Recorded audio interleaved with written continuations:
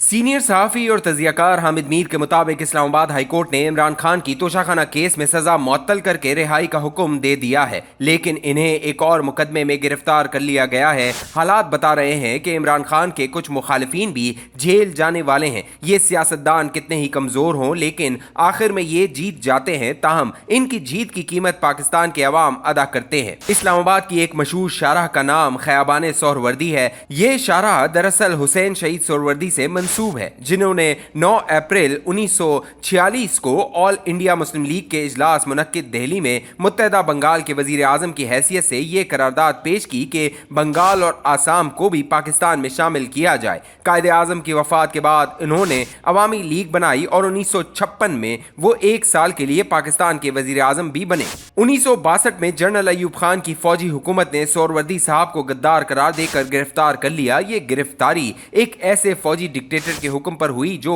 1947 में बरतानवी हुकूमत का तनख्वाहदार मुलाजिम था, जबकि सोहरवर्दी ने बरतानवी हुकूमत की ख्वाहिश पर बंगाल को हिंदुस्तान में शामिल करने के बजाय पाकिस्तान में शामिल करने का फैसला किया, जिसके बाइस बंगाल तकसीम हो गया। कायदे आजम के पाकिस्तान में हुसैन शहीद सोहरवर्दी को गद्दार करार देकर गिरफ्तार किया गया तो उन्होंने जेल से जनरल अयूब खान के नाम एक खत लिखा। इस खत में उन्होंने अपने साबका मातहत को याद दिलाया कि जब आप आर्मी चीफ और मैं वजीर आजम था तो उस वक्त आपने मेरी हुब्बुल वतनी पर सवाल क्यों नहीं उठाया। आपने जो कुछ अखबारात को मेरे बारे में कहा वो इन वजूहात से मुख्तलिफ है जो आपने मुझे तहरीरी तौर पर मुहैया की हैं। आपने मेरे वजीर आजम बनने से पहले के ज़माने में मेरी पाकिस्तान दुश्मनी को बरामद करने की कोशिश की। आपने इल्ज़ाम लगाया मेरे पाकिस्तान मुखालिफ अनासिर के साथ ताल्लुकात हैं, लेकिन आपने इन पाकिस्तान मुखालिफ अनासिर की निशानदेही नहीं की। आप मुझ पर मुल्क तोड़ने का इल्ज़ाम लगा रहे हैं, हालांकि मैं पाकिस्तान के इत्तेहाद पर यकीन रखता हूँ। सोहरवर्दी ने लिखा कि पाकिस्तान मेरा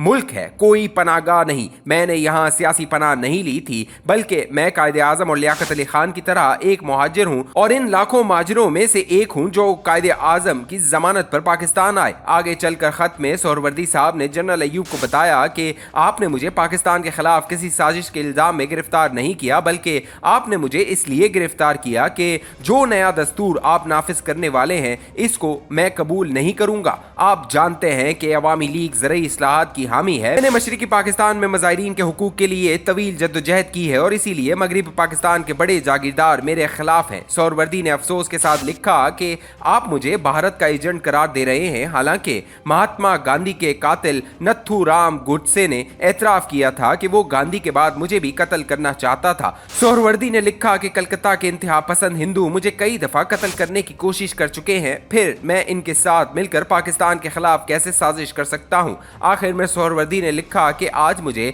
अपनी हुब्बुल वतनी का दिफा करते हुए बड़ी शर्म महसूस हो रही है। हुसैन शहीद सोहरवर्दी का जेल से लिखा जाने वाला यह खत बेगम शाइस्ता सोहरवर्दी अकरामुल्लाह ने अपनी किताब हुसैन शहीद सोहरवर्दी ए बायोग्राफी में शामिल किया है। सोहरवर्दी साहब 1956 के आइन की बहाली चाहते थे और जनरल अयूब खान 1962 में सदारती निज़ाम नाफिज करने की तैयारी में थे। इनके बंगाली वजीर कानून जस्टिस रिटायर्ड मोहम्मद इब्राहिम ने भी इस सदारती आइन की मुखालफत की और वजारत से इस्तीफा दे दिया। फिर फौजी डिक्टेटर को जस्टिस मोहम्मद मुनीर मिल गए, इन्हें वजीर कानून बनाकर पाकिस्तान पर एक सदारती आइन नाफिज कर दिया गया और यही आइन पाकिस्तान को तोड़ने की असल वजह बना। सदारती आइन नाफिज करने के बाद जनरल अयूब खान मशरकी पाकिस्तान गए तो जगह जगह सोहरवर्दी की रिहाई के लिए मुजाहरे किए गए। शदीद अवामी दबाव के बाद सोहरवर्दी साहब को रिहा किया गया। वो अपने इलाज के लिए बैरून मुल्क चले गए और वहां पर पुरस्रार हालत में इंतकाल कर गए। पाकिस्तान के एक और वजीर आजम जुल्फिकार अली भुट्टो सदारती निज़ाम की हिमायत कर देते तो मौत की सजा से बच सकते थे।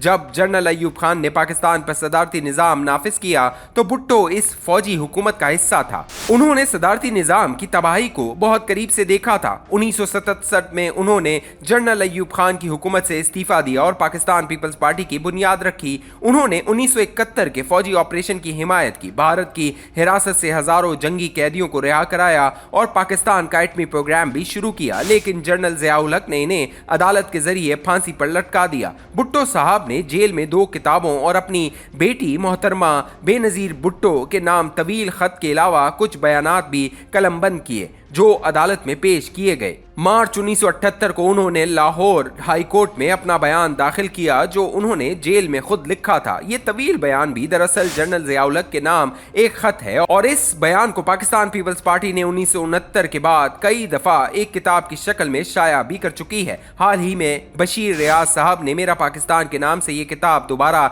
शाया की है। इस किताब में जुल्फ़िकार अली भुट्टो ने यह इंकशाफ किया कि 28 अगस्त 1977 को जनरल ज़िया-उल हक ने जनरल फैज़ अली चिश्ती की मौजूदगी में मेरे साथ एक तवील मुलाकात की और कहा, आप जैसे ज़हीन और तजर्बाकार शख्स ने पार्लिमानी निज़ाम क्यों कबूल कर लिया। जनरल ज़िया ने भुट्टो साहब से कहा, आप मुझे एक ऐसे निज़ाम का नक्शा बना कर दें जो पाकिस्तान में चल सके। दूसरे अल्फाज में जनरल ज़िया चाहता था कि भुट्टो साहब 1973 के आइन की जगह दोबारा सदारती निज़ाम लाने पर रजामंदी जाहिर कर दें। भुट्टो साहब जान बचाने के लिए 1973 के आइन की कुर्बानी दे सकते थे, लेकिन उन्होंने जनरल ज़िया के सामने इनकार कर दिया और फांसी के तख्ते पर लटक गए। भुट्टो साहब ने फांसी का फंदा चूमकर अपनी गलतियों का कुफ्फारा अदा कर दिया, लेकिन पाकिस्तान के सियासतदान अपनी गलतियों से सबक सीखने के लिए तैयार नहीं।